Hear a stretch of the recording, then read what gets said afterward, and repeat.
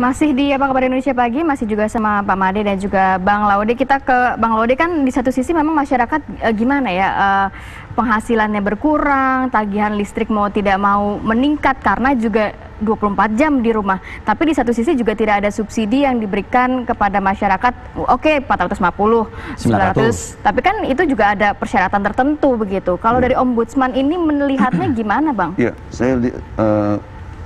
saya sendiri kemarin setelah memperoleh masukan, termasuk pengaduan di Ombudsman, saya langsung koordinasi dengan teman-teman di PLN. Teman-temannya Pak Made gitu. Dan memperoleh informasi seperti apa yang dikatakan oleh Pak Made. Saya pikir nih memang penjelasannya memang harus katakanlah benar itu. Saya kira benar juga ya. Misalnya penggunaan daya selama pandemi COVID ini itu meningkat. Semua orang tinggal di rumah. Gitu. Umumnya orang tinggal di rumah. Anak-anak tinggal di rumah. Anak-anak tinggal di rumah itu main game. Ada kewajiban juga belajar. Ada kewajiban belajar dan sebagainya. Rapat dengan kantor itu menggunakan Zoom. Itu berarti komputer segala macam itu.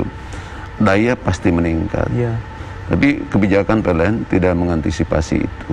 Harusnya diantisipasi? Harusnya diantisipasi karena semua terdampak kan. Karena semua dipindahkan ke rumah. Iya, dipindahkan ke rumah. Jadi beban di rumah tangga meningkat. Sementara pemasukan... Ini kelihatannya kayak nambah masalah baru gitu ya di masyarakat. Memang masalah ini pasti terjadi. Cuma barangkali kebijakannya yang harus diatur lagi. Antisipasi apa yang bisa dilakukan oleh PLN sebenarnya? PLN itu harus memperlakukan kebijakan yang merata, yang berkeadilan tidak hanya 450 sama 900. Tidak 450 dan 900 saja, tapi semua pihak kan ini sama saja dengan subsidi silang sebetulnya kalau seperti ini kan. Yang memberikan subsidi itu adalah mereka yang di atas 900 FA, ya, tetapi pendapatan mereka justru menurun. Jadi pendapatan berkurang, subsidi silang terjadi.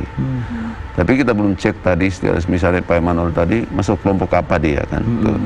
Saya kira itu. Dan ini memang harus dilakukan oleh PLN sebetulnya sebelum terlambat. Mungkin ada kebijakan baru dari pemerintah yang perlu dilakukan. Kita tanyakan langsung ke Pak Made. Pak Made, silakan Pak Made dikomentari masukan dari Ombudsman ini, Pak Made. Iya, baik. Terima kasih Pak Laude. Ya, memang kami sebagai operator melaksanakan tugas, tentu kami akan tunduk dan melaksanakan dengan baik setiap kebijakan yang akan dilaksanakan oleh pemerintah. Nah, ini memang mungkin akan terjadi secara bertahap melihat panjangnya masa pandemi COVID-19 ini. Tentu dampak yang akan dihasilkan pasti akan menjadi lebih terasa pada seluruh lapisan masyarakat, di semua strata sosial ya. Kami berharap tentunya ini tidak terjadi berpanjang-panjang tentunya, karena ini juga akan terdampak kepada PLN sendiri. Kami tidak bisa berbuat banyak terkait dengan kebijakan untuk yang lainnya, karena ini mungkin dari pemerintah akan melihat ruang fiskal yang ada, seberapa jauh ruang fiskal ini bisa menyentuh kepada strata sosial di pelanggan kami. Nah, ini yang kami, begitu ada kebijakan baru, pasti kami akan segera laksanakan. Ini stimulus ini sudah terjadi 2 kali kan. Yang pertama pada waktu rumah tangga R1 450 yang gratis selama 3 bulan, lalu R1 900 VA yang diskon 50%. Lalu saat ini keluar lagi ketentuan menggratiskan selama 6 bulan untuk bisnis 1 yang 450 untuk industri yang kecil sekali, lalu juga usaha kecil sekali yang 450i. Nah, ini yang terjadi sekarang ini. Kita nggak tahu ke depan seperti apa lagi, tapi setiap saat ada kebijakan baru, PLN pasti segera menyiapkan untuk implementasinya. Baik, Pak Made, saya kembali ke Pak Laude deh, Bang Laude, haruskah PLN yang langsung mungkin memberlakukan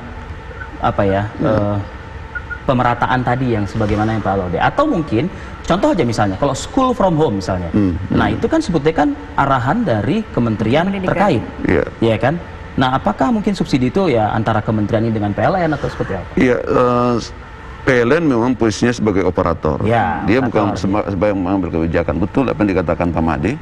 Ini mereka menjalankan peraturan aja. Yang buat peraturan adalah pemerintah. Maka sebetulnya yang akan hadir dalam dialog seperti ini juga adalah unsur pemerintah. Pemerintah yang terkait. Mungkin TV One perlu menghadirkan misalnya Menteri Pendidikan dan Kebudayaan, Menteri BUMN, atau juga pihak DPR. Karena untuk menaikkan tarif listrik itu juga PLN tidak bisa, mungkin hanya mengusulkan. Tetapi ruang yang terbuka bagi PLN sebetulnya dengan adanya komplain seperti ini adalah memberikan masukan pada atasan mereka, pada pihak pemerintah, Kementerian BUMN, kementerian terkait yang menjadikan daya listrik itu naik. Itu kan jangan dianggap bahwa ini semua orang senang tinggal di rumah. Tidak ada sebetulnya seperti itu. Tradisi kita adalah tradisi. Kalau boleh memilih sih mereka ingin aktif normal. Oh ya, aktif normal, dan itu juga ada pendapatan tambahan di luar gaji pokok kan mereka. Kalau sekarang ini mau pegawai negeri misalnya, coba pegawai negeri pasti terdampak semuanya kan. Coba mereka tidak punya transportasi untuk keluar ke sana kemari yang ada pendapatan tambahan. Yang dikatakan kerja di rumah kan sebetulnya itu saya sendiri ya merasakan ini kan nggak ada yang biaya, pemerintah tidak biayai ketika kita melakukan rapat-rapat dari misalnya dari Zoom ke Zoom, komputer dan sebagainya itu pakai laptop ditanggung masyarakat. Nggak ada, kita tanggung sendiri kan. Dan ini semua yang tidak dipikirkan oleh pemerintah saya kira, dan Pak Made saya kira apa yang dikatakan tadi memang tidak. Ya, sebagai operator tidak bisa berbuat banyak. Tapi sebenarnya PLN sendiri masih memiliki ruang mungkin untuk mengutak-ngutik apakah masih bisa subsidi dan kemudian diusulkan kepada pemerintah begitu kan? Nah, itu saya katakan tadi mungkin ruang itu yang harus dimanfaatkan oleh pihak PLN. Meskipun sebagai operator, tapi punya hak untuk mengusulkan rancangan kebijakan yang berkeadilan. Nah, undanglah misalnya Kementerian Dikbud. Ini harus subsidi PLN. Gaji guru, sekolah yang tidak dimanfaatkan, listrik yang tidak digunakan di sekolah-sekolah dan perguruan tinggi, bisa dialokasikan dialokasikan ke tempat lain. Itu kan subsidi. Tapi yang tadi ini rakyat yang mensubsidi negara untuk kemudian diberikan kepada yang tidak mampu di kategori rumah tangga R1 atau dari rakyat.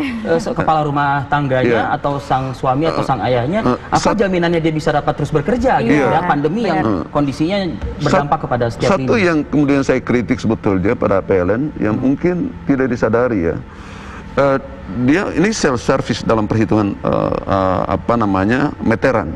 Ya, mereka petugas PLN tidak datang ke rumah-rumah atau mungkin sangat sedikit datang ke rumah-rumah karena work from home, from home ini. Nah, ini nggak boleh sebetulnya.